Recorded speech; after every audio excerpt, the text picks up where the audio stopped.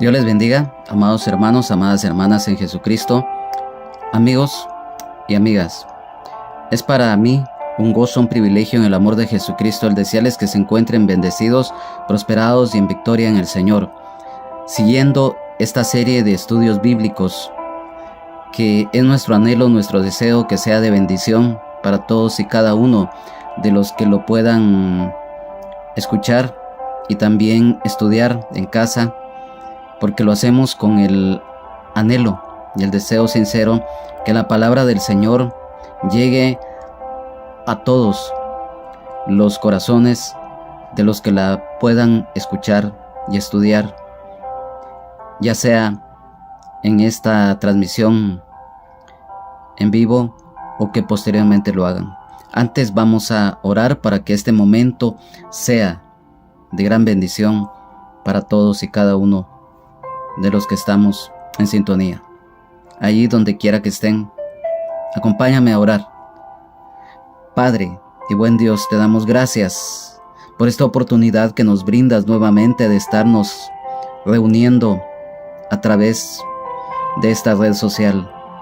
Te alabamos, te adoramos, te bendecimos, te glorificamos, mi Dios amado, porque eres bueno, porque tu gracia, tu misericordia es y permanece para siempre.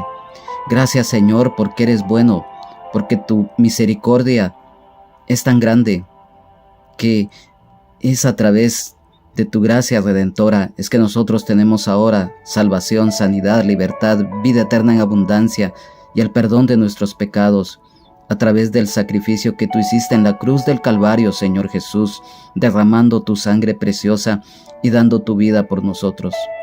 Te pido, Señor, que tomes el control de este lugar y allá en donde quiera que estén sintonizando en este momento, que todo espíritu inmundo del aire, que todo estorbo, que toda perturbación, que todo obstáculo sea reprendido, sea atado, sea sujetado, sea destruido y sea echado fuera en el nombre de Jesús por el poder de tu palabra, Señor. Espíritu Santo de Dios, que no sea yo el que hable, sino que seas tú, Espíritu Santo, quien use mis labios para que esta palabra que sea revelada por ti llegue al corazón, la mente, el pensamiento, espíritu, alma y cuerpo de todos nosotros, para que la recibamos, para que tú la escribas, Señor, en nuestro corazón y que la pongamos por obra. Te lo pedimos, Padre, en el nombre que es sobre todo nombre de tu Hijo unigénito amado, Jesucristo, nuestro Señor y Salvador, el Rey de Reyes y Señor de Señores, a quien sea la honra, la gloria, la alabanza, la exaltación y la adoración por los siglos de los siglos. Amén. Y a ti, Espíritu Santo. Amén y amén. En esta hermosa oportunidad, continuando el estudio de el libro de los Hechos de los Apóstoles, capítulo 13, versículo 13 al 31. Hoy, continuando con este estudio, vamos a dar lectura a estos versículos para después irlos desglosando versículo por versículo de una manera breve para que nos pueda alcanzar el tiempo, ya que es muy extenso, y lo vamos a ir resumiendo para que ustedes allá en casa pues ya más despacio vamos a dar citas bíblicas para que ustedes las apunten y que puedan ya en casa pues ya un poco más despacio con su Biblia pues ya empezar a escudriñar la palabra. Dice así la palabra del Señor: honrando al Padre, al Hijo, al Espíritu Santo. Hechos de los Apóstoles, capítulo 13, versículo 13 en adelante, dice: Pablo y Bernabé en Antioquía de Pisidia. Habiendo zarpado de Pafos, Pablo y sus compañeros arribaron a Perge de Panfilia, pero Juan, apartándose de ellos, volvió a Jerusalén. Ellos, pasando de Perge, llegaron a Antioquía de Pisidia y entraron en la sinagoga un día de reposo y se sentaron. Y después de la lectura de la ley y de los profetas, los principales de la sinagoga mandaron a decirles: varones hermanos, si tenéis alguna palabra de exhortación para el pueblo, hablad. Entonces Pablo, levantándose, hecha señal de silencio con la mano, dijo: varones israelitas y los que teméis a Dios, oíd. El Dios de este pueblo de Israel escogió a nuestros padres y enalteció al pueblo, siendo ellos extranjeros en tierra de Egipto, y con brazo levantado los sacó de ella, y por un tiempo como de 40 años los soportó en el desierto, y habiendo destruido 7 naciones en la tierra de Canaán, les dio en herencia su territorio. Después, como por 450 años les dio jueces hasta el profeta Samuel. Luego pidieron rey, y Dios les dio a Saúl, hijo de Cis, varón de la tribu de Benjamín, por 40 años.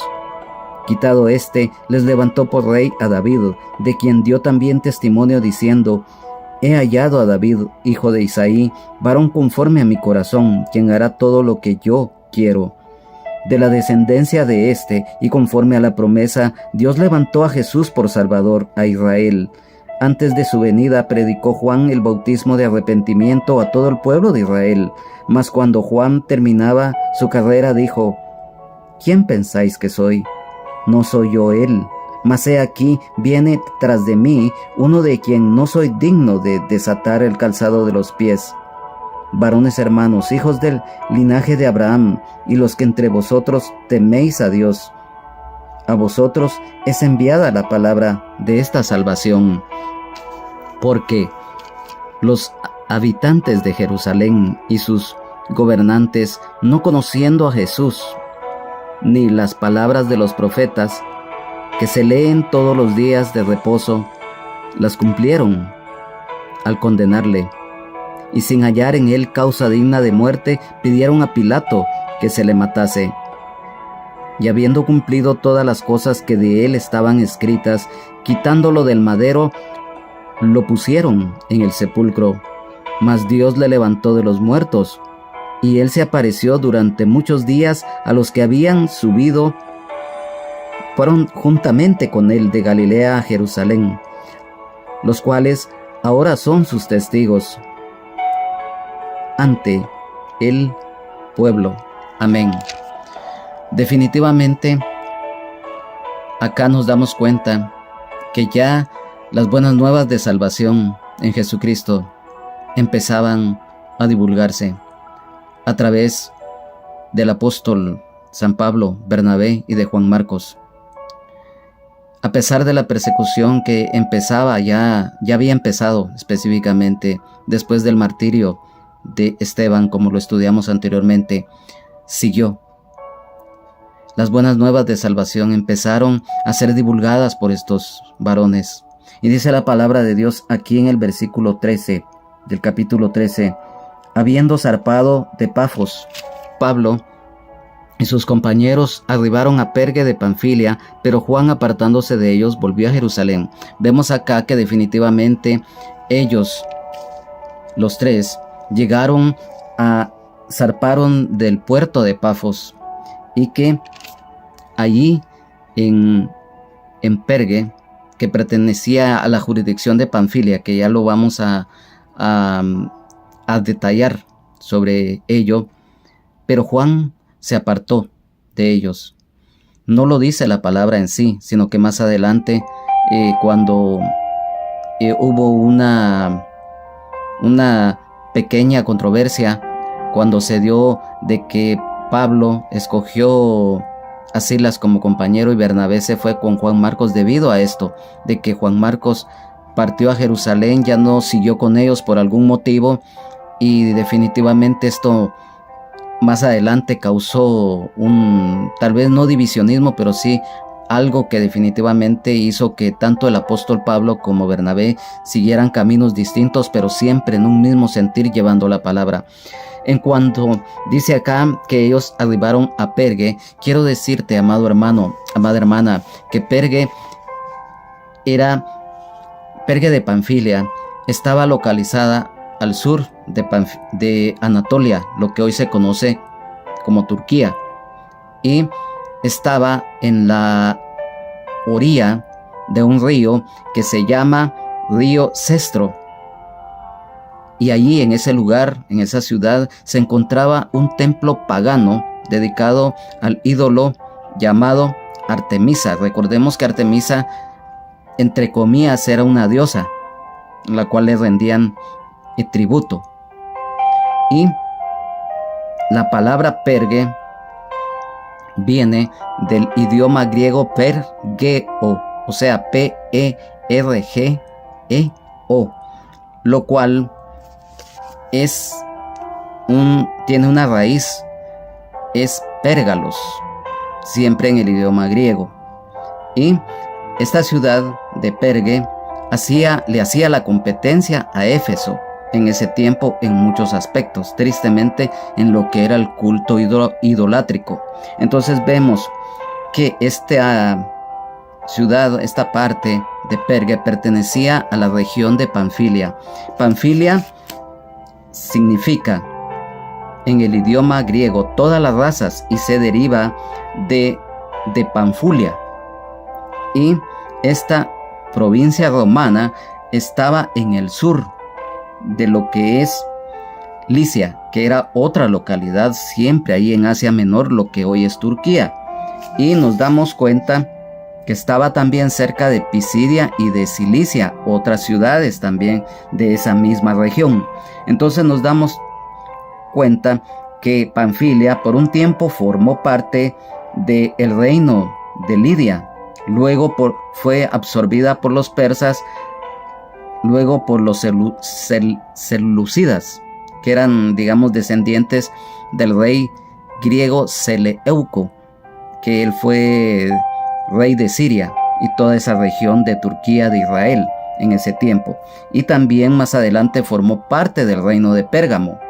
Entonces nos damos cuenta que también Panfilia se unió un tiempo a lo que era Cilicia, como lo dijimos anteriormente, y luego por breve tiempo también se unió al reino de Galacia.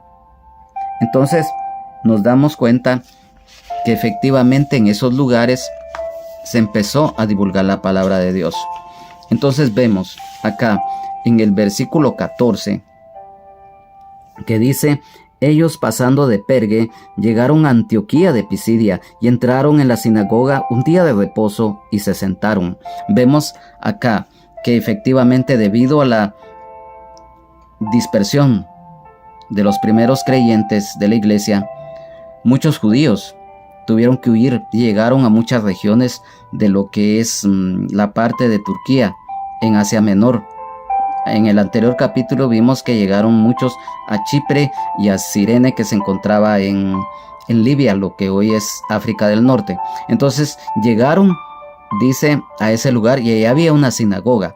Yo quiero que me pongas mucha atención a lo siguiente, que ya solamente el apóstol Pablo y Bernabé estaban, ya Juan Marcos se había regresado a Jerusalén y solamente ellos estaban.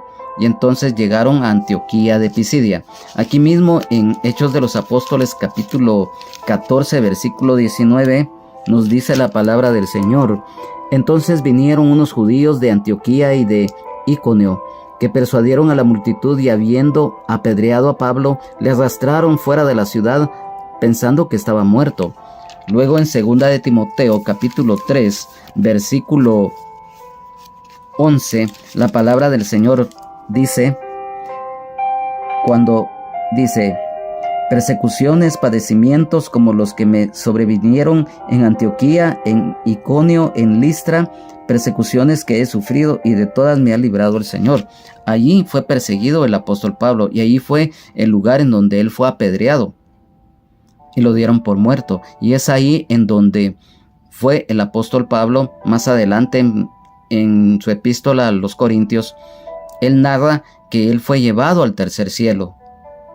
Él fue llevado allá. Fue en ese momento. Pero eso ya lo vamos a estudiar más adelante cuando estudiemos las epístolas a los Corintios. Entonces vemos que Antioquía de Pisidia, recordemos que Antioquía viene del idioma latín Antiocha Caesoria, lo cual esta Antioquía se encontraba en Pisidia, en el sur de las montañas en Frigia, y fue fundada en el siglo III por el rey Antíoco I.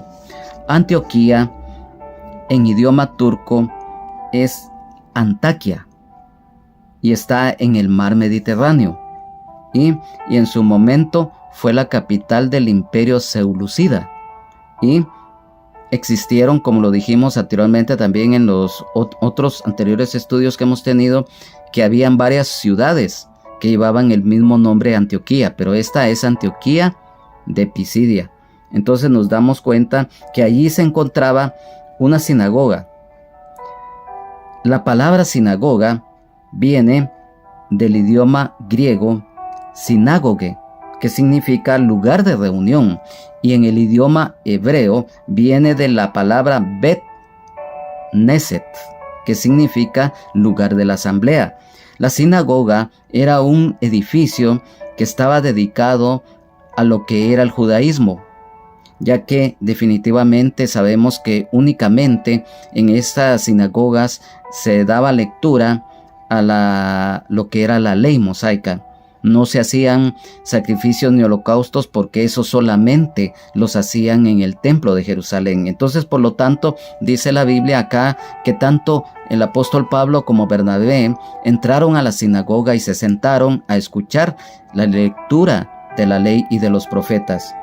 Y nos damos cuenta que efectivamente hay algo muy importante en este pasaje, y es que en el versículo 15 dice: y después de la lectura de la ley y de los profetas, los principales de la sinagoga mandaron a decirles: varones hermanos, si tenéis alguna palabra de exhortación para el pueblo, hablad. Vemos que sin duda alguna ya estos que se congregaban en la sinagoga ya habían escuchado seguramente del evangelio, y también ya habían escuchado del apóstol Pablo y de Bernabé y de Juan Marcos, y los invitaron a que ellos, si tenían una palabra de exhortación, como dice acá, que hablaran. Vemos entonces que esa fue una oportunidad para predicar el evangelio. Hubo una receptividad de parte de los que estaban ahí, de los líderes principalmente, de escuchar la palabra. Y vemos también ellos mismos una palabra de exhortación. Entonces vemos que muchas veces, si nosotros tenemos la oportunidad de poder hablar en cualquier lugar que tal vez no sea el adecuado, pero si nos brindan la oportunidad y nosotros, respaldados por el Espíritu Santo, lo hacemos, lo podemos hacer, porque estamos respaldados por el Espíritu Santo. Y por lo tanto esto fue lo que pasó, que hubo receptividad en la sinagoga. Entonces vemos en el versículo 16, entonces Pablo, levantándose, hecho señal de silencio con la mano, dijo: varones israelitas y los que teméis a Dios, oíd. Vemos ahí que definitivamente el apóstol Pablo toma el liderazgo. Eso es muy importante, amado hermano, porque si el Señor te ha llamado a predicar la palabra, o aunque no tengas el privilegio de predicar, pero tienes un talento, un don, lo tienes que desarrollar, no lo tienes que ocultar. Y si en algún momento tienes que tomar la iniciativa, lo tienes que hacer. El apóstol Pablo la tomó, porque él expuso el evangelio a partir de ese momento. Y dijo acá en el versículo 16: varones israelitas y los que teméis a Dios, oíd. Vemos que el temor de Dios siempre tiene que estar en nosotros. Recordemos que el principio de la sabiduría es el temor de Jehová, y por lo tanto acá dice que el apóstol Pablo exhortó a los presentes a que escucharan atentamente el mensaje de la palabra de Dios. Entonces vemos efectivamente, amado hermano, en el versículo 17: el Dios de este pueblo de Israel escogió a nuestros padres y enalteció al pueblo, siendo ellos extranjeros en tierra de Egipto, y con brazo levantado les sacó de ella. Vemos acá que el apóstol Pablo empieza a relatar en una historia breve la historia del pueblo de Israel. Y nos damos cuenta que él dice: el Dios de este pueblo de Israel, Jehová de los ejércitos. Y nos damos cuenta acá algo muy importante. Muchos escépticos y muchos ateos se han dado a la tarea de querer desvirtuar que Israel es el pueblo escogido de Dios. Y vemos acá que el apóstol Pablo manifiesta que Israel es el pueblo escogido por Dios a través de la promesa que Dios le dio a Abraham y que empezó a ser manifiesta con Isaac, luego con Jacob y los 12 hijos de Jacob. Entonces nos damos cuenta que Israel es exaltado, es que tiene un privilegio ante Dios. Y Dios liberó al pueblo de Israel de la esclavitud en Egipto utilizando a Moisés. Y nos damos cuenta que la historia bíblica nos cuenta el sufrimiento que tuvo el pueblo de Israel debido a la esclavitud de los egipcios hacia ellos. Vemos que con brazo fuerte y poderoso el Señor los sacó de la esclavitud de Egipto. Así hoy también nosotros, cuando salimos de Egipto, que es el mundo, el Señor nos acompaña, el Señor nos cuida, el Señor nos protege y nos da las fuerzas para seguir adelante.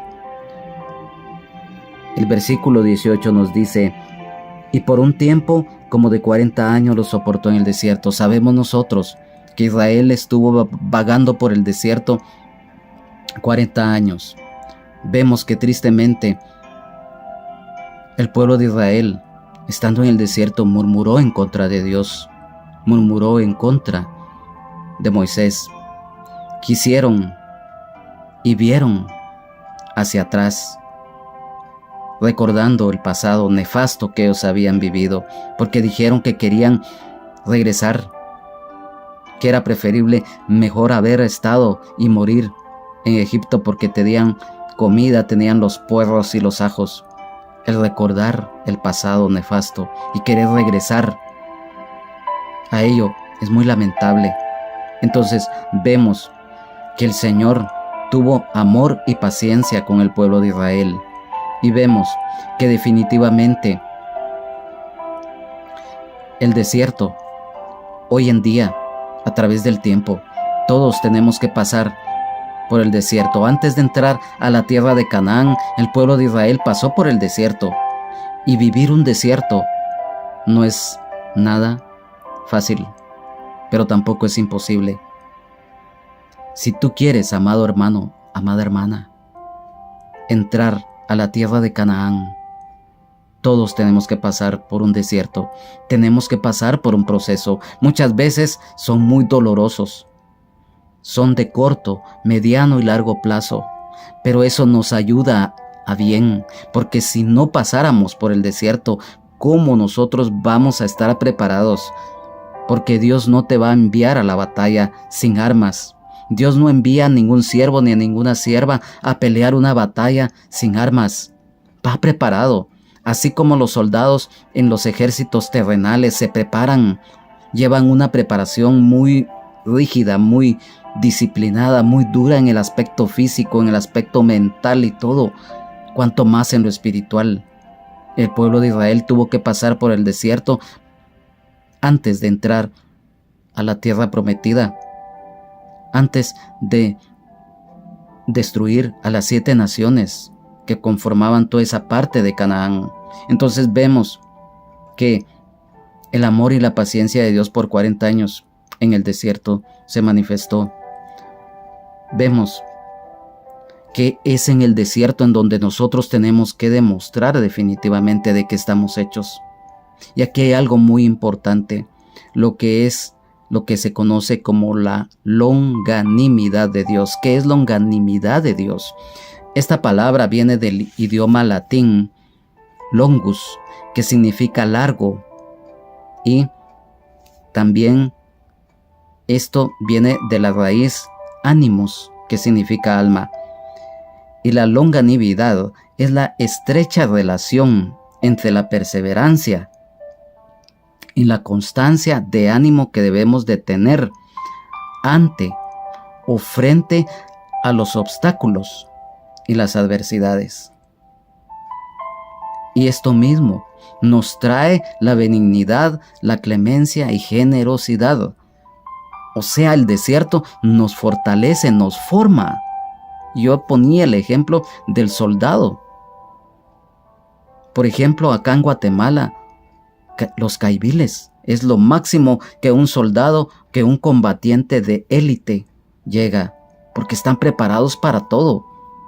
Así como, pongámosle un ejemplo vago, terrenal, como la película de este personaje Rambo, un boina negra, un combatiente excelente, por decirlo así, espiritualmente.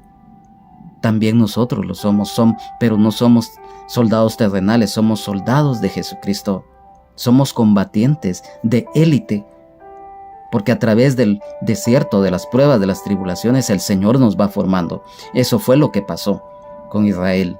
Mas sin embargo, vemos la historia, que solamente de esa generación que salió de Egipto, solamente 2 pudieron entrar a la tierra de Canaán y tomar posesión de ella, como lo fue Josué y Caleb. De allí toda esa generación no entró, incluyendo Moisés. Solamente la generación de 20 años entró a la tierra prometida. Entonces nos damos cuenta algo muy importante. A continuación quiero que me pongas mucha atención porque esto es importante. Tal vez nos absorba un poquito más de tiempo, pero es muy importante que lo sepamos. Dice así, en el versículo 19, y habiendo destruido 7 naciones en la tierra de Canaán, les dio en herencia su territorio.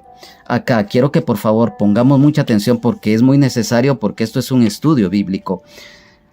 Dios destruyó a 7 naciones, como lo dice la palabra, que eran unas naciones paganas, eran abominables por sus prácticas y por eso Dios las destruyó. Y Dios permitió que el pueblo de Israel las destruyera desde el punto de vista militar terrenal. Estos eran naciones, sus habitantes eran descendientes de Canaán, que era un hijo, o sea, era hijo de Cam, hijo de Noé. Recordemos que toda esa descendencia de Cam fueron tristemente por lo que hizo el papá de ellos, por decirlo así, por lo que hizo Cam a Noé, a él lo maldijeron. Entonces esa maldición cayó sobre su generación. Entonces ahí vemos la raíz por qué estas naciones paganas eran abominables ante Dios. Más al final de lo que te diga de este versículo vamos a saber por qué es que estas naciones eran paganas y por eso fueron quitadas de sobre la faz de la tierra por Dios. Vemos que los cananeos, los amorreos, los gergeseos, los hititas, los heveos, los jebuseos y los fereceos eran de toda esa región de Canaán. Entonces vemos que ellos ocupaban todo ese territorio que Dios le dijo a Abraham que le iba a dar a su descendencia como la tierra prometida, lo que está en Génesis capítulo 15 versículos 18 al 21. Ahí vemos por qué es que Dios efectivamente le dio ese territorio. ¿Quiénes eran los amorreos? A continuación, rápidamente vamos a ir por el tiempo. Vamos a detallarles todas estas 7 naciones que eran paganas y por qué Dios las destruyó. Los amorreos. Los amorreos o amorritas o amoritas de el idioma sumerio, Martu y Amarurú en idioma acadio. Este fue un pueblo de origen semita y fueron nómadas y era una tribu muy belicosa, o sea, muy violenta, y ellos ocuparon parte de Siria, toda esa tierra de Canaán y al oeste del río Éufrates desde el año 2000 a.C.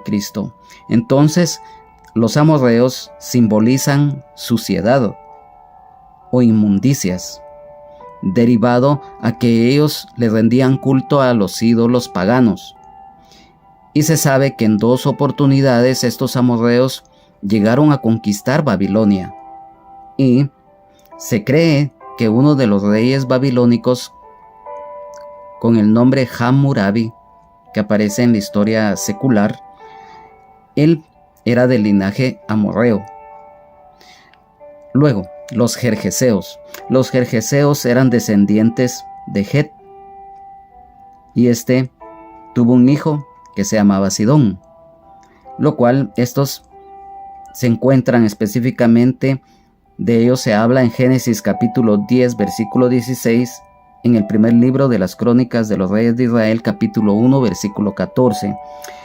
Y estos eran malvados en un extremo. Y un dato, se cree que los jerjeseos, su linaje lo heredaron los gadarenos de toda esa región de Gad.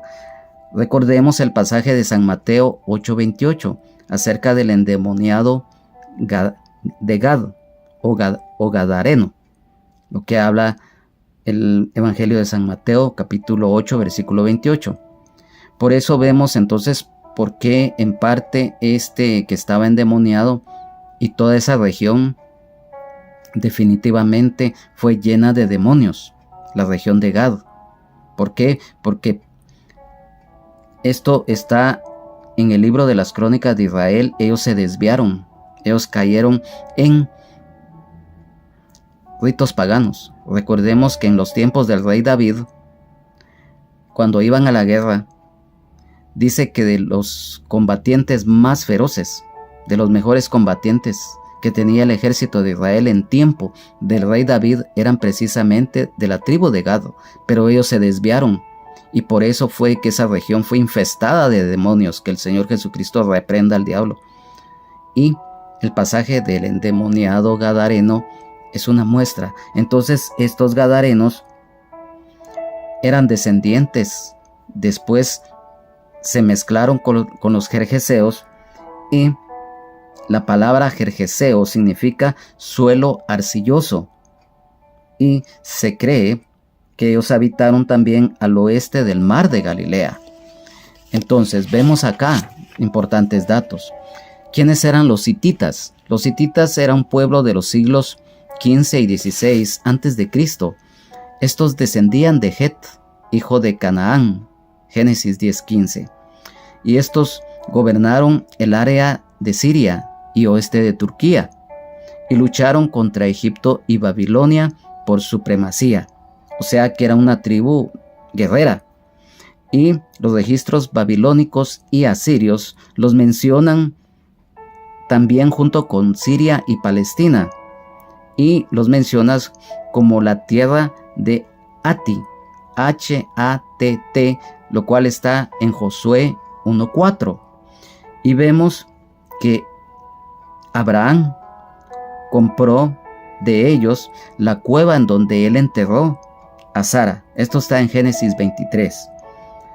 Además, Esaú tomó mujer de entre los hititas, Génesis 26:34. Vemos ahí que ya hubo una mezcla que no debía de haber sido de parte de Esaú. Entonces, vemos que Urías era hitita. ¿Y quién era Urías? Él era uno de los valientes del rey David, lo cual nos habla en el segundo libro de Samuel, capítulo 11, versículo 3. Y también se menciona en Esdras, capítulo 9 y versículo 1. Vemos algo muy interesante, que uno de los reyes hititas, llamado Telepinus, este fue un legislador que hizo un código similar a lo que era la ley mosaica, pero hubo una gran diferencia, porque lógicamente el hombre nunca va a poder igualar, por mucho que quiera, lo que es la Biblia, lo que en su momento también era la ley mosaica. Entonces este rey es considerado alguien grandioso para la historia en ese momento. Estos hititas eran también idólatras en exceso, y ellos tenían costumbres paganas y eran como ya lo dijimos, descendientes directos de Canaán, que era hijo de Cam. Y recordemos que Itim en idioma hebreo significa perteneciente a Het.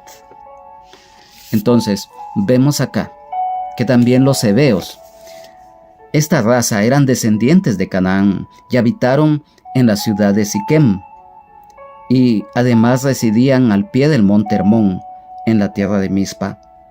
Se unieron en contra de Josué, y aunque se perdonó a un grupo de esta nación, lo cual está en Josué capítulo 9, versículos 3 y 7, es cuando los Gabaonitas, o sea de Gabaón y otras 3 ciudades heveas en idioma hebreo es Ibín. Estos también eran paganos. Sabemos del engaño que Josué y el pueblo de Israel fueron a través de estos que fingieron ser nobles, pero como el pueblo de Israel no sabía que eran habitantes y que eran descendientes de esa nación, pues no se dieron cuenta. Entonces vemos también los jebuseos. Los jebuseos viene de la raíz jebús, lo cual significa lugar trillado, o sea, un lugar para pisotear. Estos simbolizan lo que son las fuerzas de las tinieblas, que para pisotear emplean la acusación, la condenación y la culpabilidad. Entonces, llevando a la familia, a la iglesia, a separarse de Dios. Y nos damos cuenta que estos eran descendientes también de Cam, hijo de Noé. Génesis 10, versículos 15 y 16. Y Jebús es lo que hoy es Jerusalén. Los fereceos. Los fereceos eran un pueblo que vivían sin muralla ni protección, por lo que los hacía vulnerables. El espíritu de los fereceos lleva a las personas a rechazar los límites y la protección, así como a tener una mentalidad abierta a todo sin discernimiento y a formar alianzas impías. Además, son sin disciplina ni restricciones. Fereceo en idioma hebreo significa persona rural. En idioma romano es parisisi, o sea, con 2 zetas.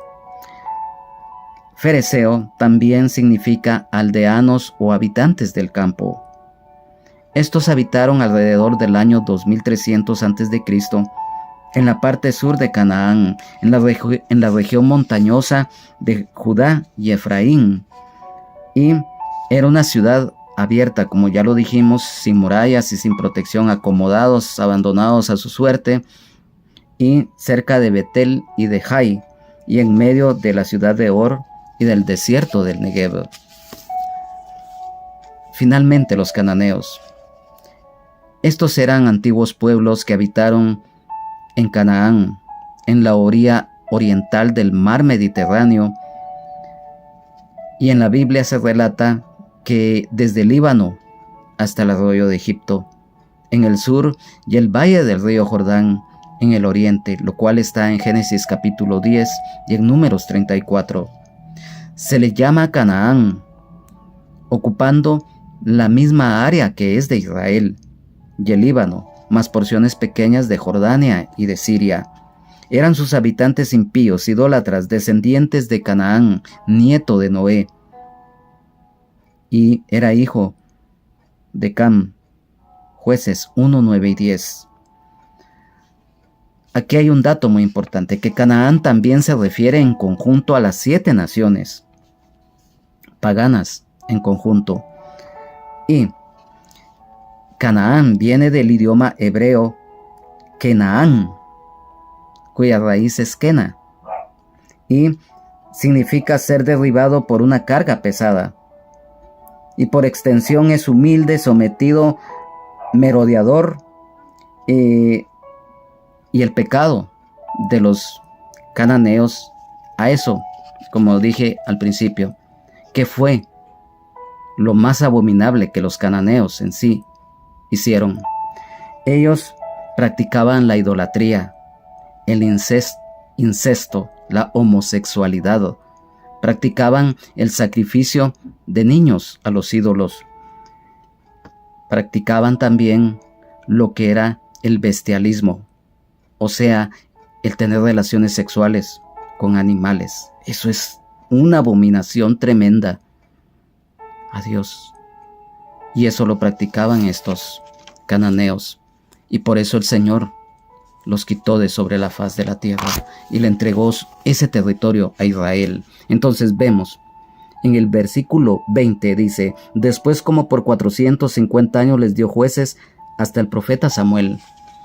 Nos damos cuenta que después de ello, por 450 años alrededor, Dios levantó jueces.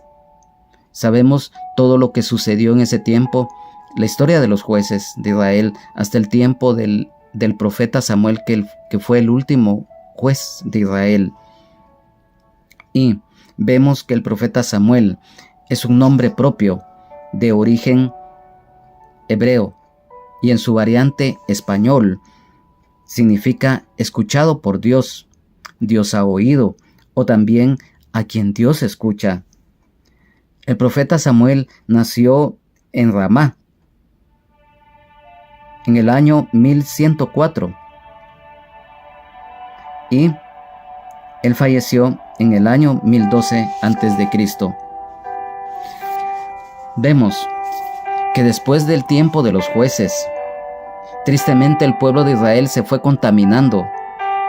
Empezó a contaminarse con las costumbres paganas de las naciones de alrededor, que Dios les había dicho que no practicaran, que no se mezclaran, pero tristemente lo hicieron. Y ellos, llegó un momento en que rechazaron a Dios porque pidieron un rey.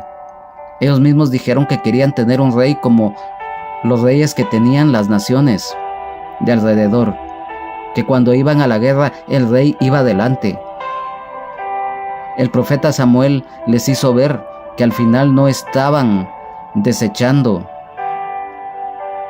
al hombre, o sea, no estaban desechando en sí la autoridad de Samuel, sino que estaban desechando a Dios. Fue tanta esa su anhelo, ese su deseo de querer ser gobernados por el hombre, que pidieron un rey a un hombre, y Dios les levantó a Saúl. Y Saúl, sabemos su historia, que era hijo de Cis, de la tribu de Benjamín, y que fue el primer rey de Israel. Saúl es un derivado del nombre arameo Shaul, o sea, S-H-A-U-L, y en idioma griego Saúl, S-A-O-U-L, significa aquel que ha sido pedido al Señor. Y Saúl gobernó Israel 42 años y empezó a reinar a la edad de 30 años y murió trágicamente en el monte Gilboa, en Galilea. Sabemos la historia, lo narra la Biblia, cómo fue que el rey Saúl, en primer lugar, tristemente, él gobernó con mano de hierro al pueblo de Israel. El pueblo de Israel quería un rey y Dios les permitió tener a Saúl. Saúl gobernó, él le agravó los impuestos al pueblo. También dice la Biblia que los más jóvenes, de unos 14 años en adelante, eran alistados rápidamente al ejército para servir en el ejército, y las mujeres desde muy jovencitas eran llevadas al palacio real para que allí fueran ellas útiles. Entonces nos damos cuenta que el rey Saúl también oprimió al pueblo de Israel, pero como tristemente el pueblo de Israel quería un rey humano, pues lo tuvieron.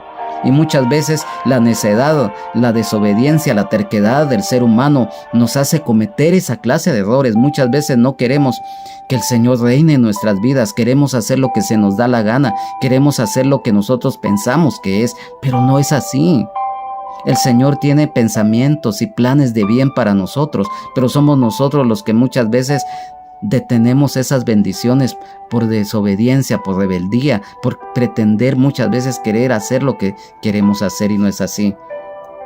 El versículo 22 nos dice: quitado les levantó por rey a David, de quien dio también testimonio diciendo: he hallado a David, hijo de Isaí, varón conforme a mi corazón, quien hará todo lo que yo quiero.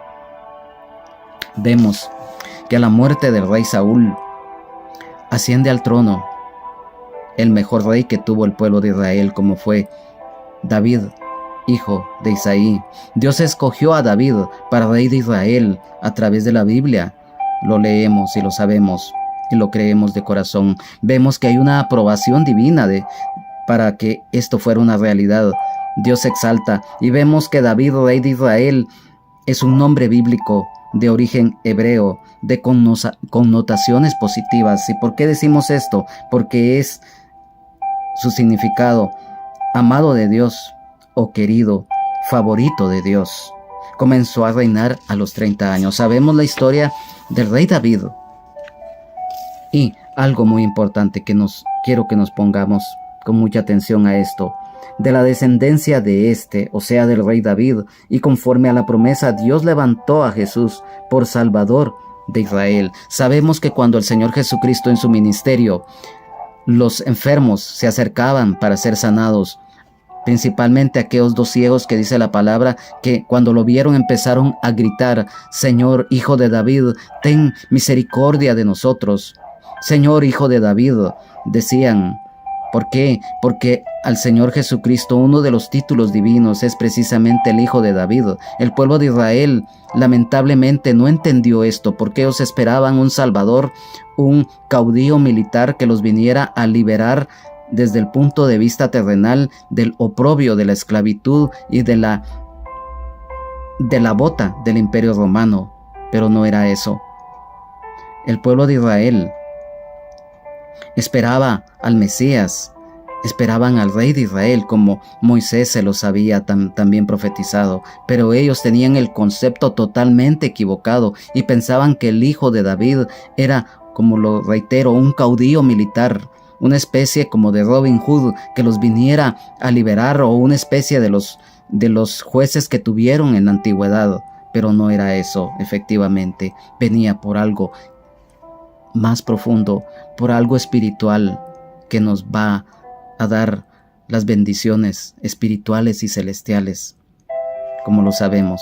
Entonces vemos que Jesucristo, nuestro Señor y Salvador, el Rey de Reyes y Señor de Señores, es el Mesías prometido, lo que habla Isaías capítulo 11, versículo 1, y en San Mateo 1:1. Vemos que acá, como lo dice el versículo 23, que del rey David, de su linaje, conforme a la promesa, Dios iba a levantar a Jesús por Salvador de Israel. Vemos que aquí el nombre Jesús tiene una raíz. ¿Por qué? Porque Jesús es un nombre original. En el idioma hebreo es Yeshua. En el idioma griego es Esous, y se le agrega Cristos, que significa ya al español Jesucristo, Jesús el ungido, o sea, ungido, Mesías, que significa consagrado con unción. Y en el idioma hebreo, la palabra Mesías es Masiaj, que significa ungido, como lo dijimos anteriormente.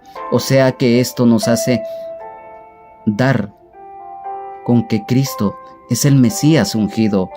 Esa promesa que Dios les había dado al pueblo de Israel se estaba cumpliendo en ese momento, pero que ellos desecharon, porque el pueblo de Israel, empezando por sus líderes religiosos, por los ancianos y todos los que tenían que enseñar la ley, estaban muertos espiritualmente, estaban cegados, estaban sordos, estaban endurecidos y estaban muertos en la ley, en la letra.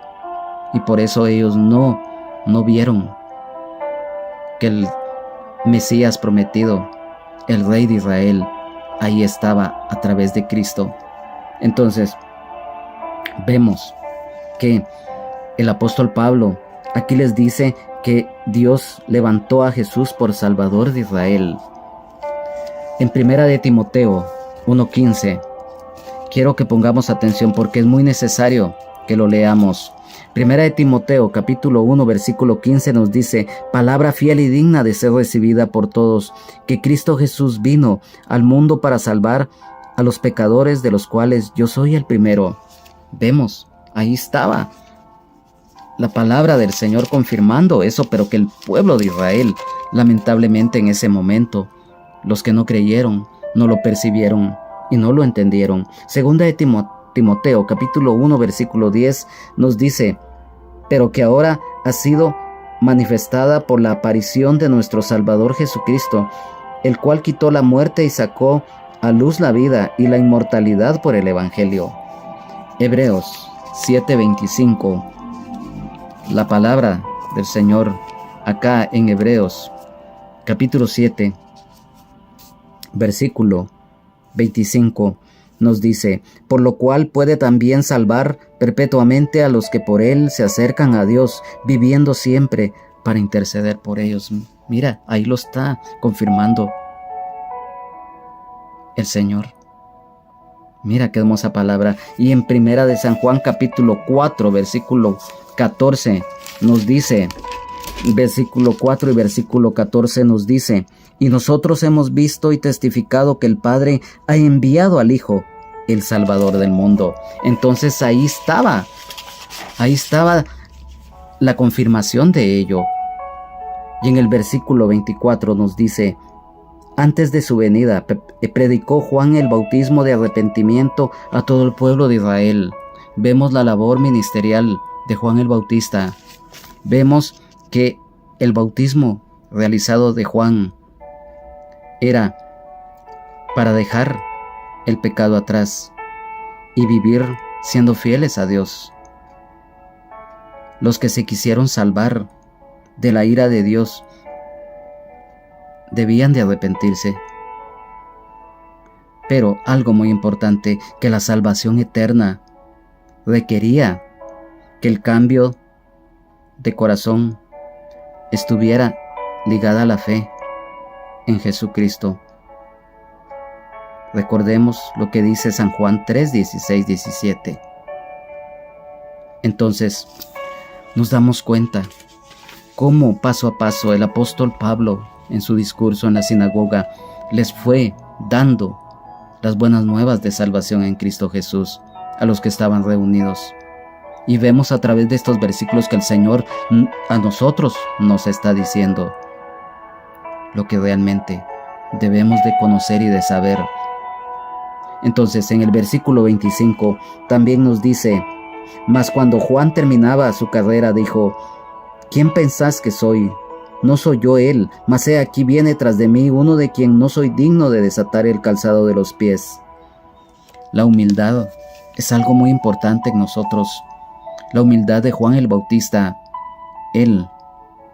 la indignidad sentida por parte de Juan el Bautista, y vemos la misión cumplida por parte de Juan. Y nos damos cuenta la preeminencia de Jesucristo, porque Juan el Bautista se sintió indigno de tan siquiera desatarle las correas de su calzado, dice.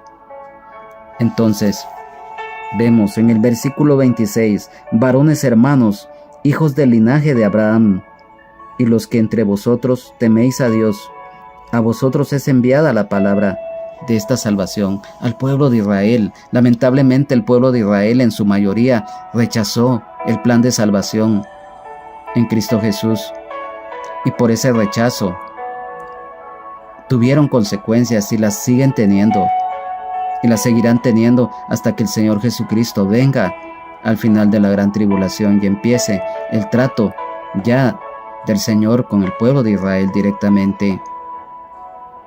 Hoy vemos, entonces, que a raíz de ese rechazo del pueblo de Israel al plan de salvación de Dios en Cristo Jesús, nosotros los gentiles alcanzamos también ese regalo inmerecido, que es la gracia de Dios en Cristo Jesús. Pero hoy, muchas veces por humildad nos sentimos indignos, pero debemos con humildad postrarnos ante el Señor y sentirnos dignos de ser llamados y ser hechos hijos de Dios. Entonces ya no nos vamos a sentir en sí indignos, sino que nos vamos a sentir privilegiados, nos vamos a sentir gozosos de ser hechos hijos de Dios, nacidos de nuevo, nacidos del agua y del Espíritu. Entonces vemos que en el versículo 26, varones hermanos, hijos del linaje de Abraham, y los que entre vosotros teméis a Dios, a vosotros es enviada la palabra de salvación. Israel, el linaje de Abraham. Vemos que el temor, lo dijimos anteriormente, el temor de Dios tiene que imperar en nuestras vidas, y que la oportunidad es para todos, de la gracia de Dios en la fe en Jesucristo. Entonces nos podemos dar cuenta en el versículo 27, porque los habitantes de Jerusalén y sus gobernantes, no conociendo a Jesús ni las palabras de los profetas que se leen todos los días de reposo, las cumplieron al condenarle. Vemos que por la dureza del corazón, por la ceguera, por la sordera espiritual que tuvieron los líderes de Israel y el pueblo que no creyó, el Señor fue condenado a la muerte de crucifixión. Pero eso era que se tenía que cumplir, y siempre lo hemos dicho. Si no hubieran sido los del pueblo de Israel que lo hubieran hecho, hubiera sido otros, pero tristemente fue su mismo pueblo que lo rechazó, y lo dijimos hace unos momentos, han habido consecuencias por ello. Entonces vemos que los líderes religiosos, los ancianos, las autoridades romanas ignoraban de Jesús, y vemos que definitivamente que a pesar que a través de la ley y de los profetas se anunciaba la venida del Señor Jesucristo al pueblo de Israel en ese momento, ellos ignoraron, ellos no lo supieron discernir, y por lo tanto la ignorancia de la palabra es algo que pasa factura. Aquel o aquella que tristemente mayormente rechaza la palabra de Dios, la ignorancia.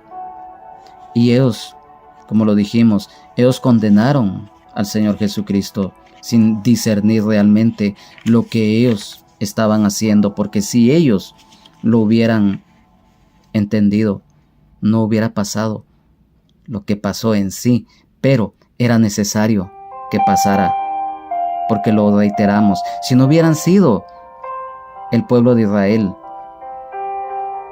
los encargados de hacer esto, hubiera sido otros, pero no hubiera sido el pueblo de Israel, pero tristemente ellos lo hicieron. Entonces vemos en el versículo 28, y sin hallar en él causa digna de muerte, pidieron a Pilato que se le matase. Miren hasta dónde llegó el odio, el condenar a la muerte a un inocente. Los celos religiosos son destructivos, porque recordemos que los líderes religiosos, empezando por el sumo sacerdote, por los ancianos, por los fariseos, por los saduceos y el pueblo que los rechazaba, era un odio hacia el Señor Jesucristo, eran unos celos tremendos, porque recordemos que el Señor en su momento los amonestó: ay de vosotros escribas y fariseos hipócritas, y les dijo la verdad, y ellos se molestaron. El odio hacia el Señor, su inocencia, Jesucristo sin pecado. Y vemos que fue Poncio Pilato, aquel hombre que, si lo miramos desde el punto de vista terrenal, es muy duro el tildarlo, pero fue un hombre cobarde, porque él sabía que el Señor era inocente. Él mismo lo reconoció y con sus propias palabras, pero pudo más el pretender quedar bien, el miedo a perder el puesto las amenazas del pueblo que le dijeron que si no condenaba o no crucificaba al Señor, no era amigo del César. El pretender aferrarse al poder, su cobardía, hizo esto, pero para que se cumpliera la Escritura. Entonces vemos en el versículo 29, y habiendo cumplido todas las cosas que de él estaban escritas, quitándolo del madero, lo pusieron en el sepulcro. Vemos lo que los evangelios nos relatan de la muerte del Señor en la cruz, el cumplimiento del plan de salvación, que él murió, que fue sepultado, pero resucitó al tercer día y hoy está vivo. Está sentado a la diestra del Padre, intercediendo por nosotros.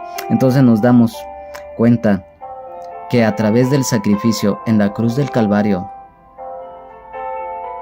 del Señor fue el cumplimiento espiritual y terrenal de lo que ya estaba establecido. En el versículo 30 dice, mas Dios le levantó de los muertos. El apóstol Pablo, con convicción plena, relata acerca de la resurrección del Señor Jesucristo. Y vemos que Dios le levantó de los muertos. Allá en Romanos capítulo 10, versículo 9 y versículo 10 dice, que si confesares con tu boca que Jesús es el Señor y creyeres en tu corazón que Dios le levantó de los muertos, serás salvo. Porque con el corazón se cree para justicia, pero con la boca se confiesa para salvación. Vemos en el versículo 9, que si confesares con tu boca que Jesús es el Señor y creyeres en tu corazón que Dios le levantó de los muertos, serás salvo. La gracia y la misericordia del Señor.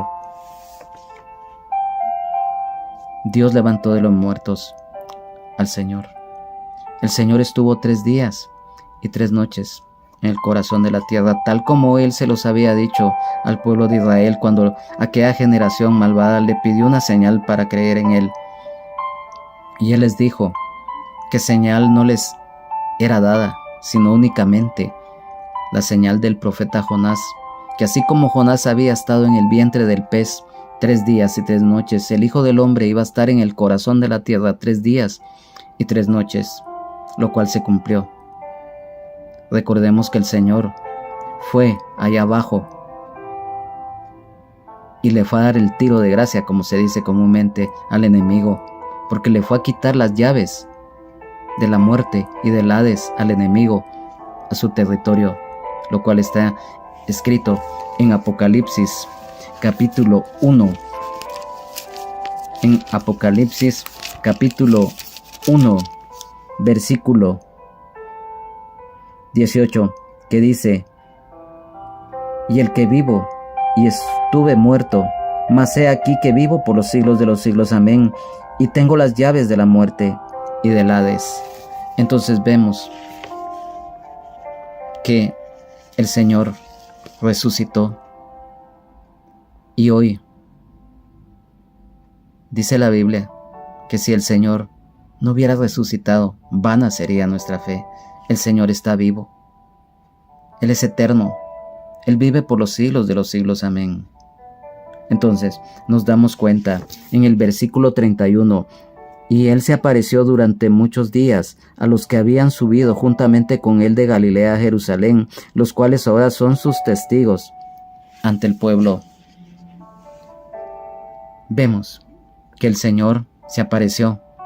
El relato del Evangelio de San Juan, cuando aquellos 2 discípulos que iban tristes por la muerte del Señor, y Él se les apareció y los acompañó, dice la Biblia, y los testigos que ellos lo vieron dan fe de ello. Y por lo tanto, hoy te digo, amado hermano, amada hermana, hoy el Señor está hablando de nuestras vidas. Vemos que a través de estos versículos, las buenas nuevas de salvación en Jesucristo se fueron divulgando. El apóstol Pablo empezó a desarrollar su ministerio. Bernabé lo acompañó y Juan Marcos en su momento. Vemos, como lo leímos al principio, que hubo un anhelo de los que estaban en la sinagoga que les expusiera y les exhortara, y él les relata todo lo que ellos era necesario que supieran y que hoy en día también nosotros debemos de saber. Hoy el Señor, amigo y amiga, que no conoces de la gracia de Dios en Jesucristo, hoy el Señor te está hablando, porque no es casualidad, no es buena suerte, no es a la aventura que hoy por algún motivo hayas escuchado este estudio bíblico. El Señor está llamando a tu corazón para que te apartes de tu vida pecaminosa. Yo no soy quien para juzgarte o criticarte o señalarte, porque yo también soy un ser humano, pero sí te digo, si no conoces de la gracia de Dios, hay solución. Si te sientes agobiado, si te sientes quizás que ya no hay solución para tus problemas, o que la vida te ha tratado mal, o has sufrido no sé qué problemas o no sé qué situaciones, pero hay solución a los mismos, y es a través de Jesucristo, el Hijo de Dios. Él dio su vida por nosotros en la cruz del Calvario para darnos salvación, sanidad, libertad, vida eterna en abundancia y el perdón de nuestros pecados. Recordemos que dice la Biblia que a los que le recibieron, a los que creen en su nombre, les dio potestad de ser hechos hijos de Dios. Y por lo tanto, si hoy te arrepientes de tus pecados, los confiesas, le pides perdón a Dios, reconociendo que el Señor Jesucristo, al morir en la cruz y derramar su sangre preciosa en la misma, pagó la deuda de pecado que teníamos ante el Padre, heredada de la desobediencia de Adán. Dice la Biblia: por cuanto todos pecaron, están destituidos de la gloria de Dios. Mas Dios muestra su amor para con nosotros, en que siendo aún pecadores, Cristo murió por nosotros. Y dice la palabra de Dios: porque de tal manera amó Dios al mundo, que ha dado a su Hijo unigénito, para que todo aquel que en Él cree no se pierda, mas tenga vida eterna. Porque no envió Dios a su Hijo para condenar al mundo, sino para que el mundo sea salvo por Él. San Juan 3, 16, 17. Hoy el Señor te está hablando. Ven a Cristo. Ven a la cruz y obtendrás, como ya lo dijimos, la salvación, la sanidad, la libertad, la vida eterna en abundancia y el perdón de tus pecados. Amado hermano, amada hermana en Jesucristo, que esta serie de estudio bíblico sea de bendición, porque lo hacemos con todo el anhelo, con todo el corazón, con todo el esfuerzo, con toda la dedicación, para que aprendamos, porque aquí aprendemos todos. Nadie se puede jactar de que yo ya sé más que el hermano, que la hermana, que yo soy mejor para esto. No, somos miembros del cuerpo de Cristo, y como miembros del cuerpo de Cristo, cada uno tiene dones, talentos. Muchos tenemos ministerio o ministerios. Así como el cuerpo tiene diferentes miembros, tenemos los ojos, los oídos, nuestra boca, nuestras manos, nuestros pies. Así también en el cuerpo de Cristo, que es la iglesia, tenemos un privilegio o privilegios, y el otro tiene otros dones, talentos. Unos hermanos y unas hermanas, el Señor las usa para llevar la palabra de Dios. Otros en el servicio del diaconado, en el evangelismo, en visitar hogares, en intercesión. Y así, como miembros del cuerpo de Cristo, debemos de estar al final en un mismo sentir, que es en Cristo. Hoy vamos a orar para que esta palabra haya sido de bendición. Amado Padre, te damos gracias, mi Dios amado, por permitirnos hoy haber estado acá compartiendo de tu palabra, porque no es palabra de hombre ni de mujer, ni mi criterio, ni de lo que yo piense. Es tu palabra revelada por el Espíritu Santo. Y deseamos que tú la escribas, que la grabes en nuestro corazón, en nuestra mente, en nuestro pensamiento, en nuestro cerebro, espíritu, alma y cuerpo, y todo nuestro ser, para ponerla por obra y que dé fruto al 100%. Gracias, Señor, por estos momentos que nos has dado. Gracias, Señor, porque hoy has hablado a nuestros corazones y a nuestras vidas. Te pido, Señor, por aquellos y aquellas que no te conocen, por aquellos que se encuentran en las cárceles, en los hospitales, por aquellos enfermos, por aquellos minusválidos, por aquellos discapacitados, por aquellos ancianos, ancianas, abuelos o abuelas marginados, abandonados o vituperados por su misma familia muchas veces, por aquellos niños y niñas de hogares desintegrados, niños y niñas tristemente que deambulan por las calles abandonados, por aquellos niños y niñas que hoy están sufriendo violencia intrafamiliar aún de sus propios padres. Te ruego por aquella que no te conoce, por aquel o aquella que está en la cárcel, que está en algún centro de detención purgando una condena o esperando quizás su caso. Dales fuerzas. Dice tu palabra que si aún de la oscuridad alguien te buscare, tú de ahí lo sacarás y lo escucharás. Gracias, Señor, por esta palabra. No tenemos cómo poder pagarte tu gracia y tu misericordia. Te pido, Señor, derrama tu bendición sobre todos aquellos y aquellas hermanos y hermanas en Cristo que perseveran en tu palabra, por sus familias, por aquellos caídos, por aquellos que se apartaron de tu camino.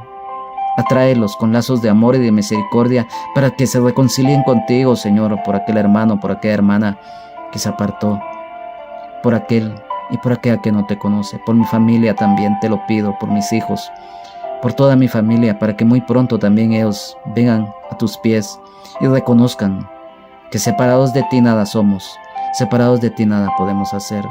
Gracias, Espíritu Santo, porque estás con nosotros constantemente, redarguyendo y convenciéndonos de pecado, de justicia y de juicio, restaurando y transformando nuestras vidas, para que el fruto del Espíritu se manifieste en nosotros, y que el amor, el temor de Dios, el amor al prójimo, la humildad, el practicar la justicia, amar la misericordia y humillarnos ante ti, Señor, sean pilares fundamentales en nuestra vida.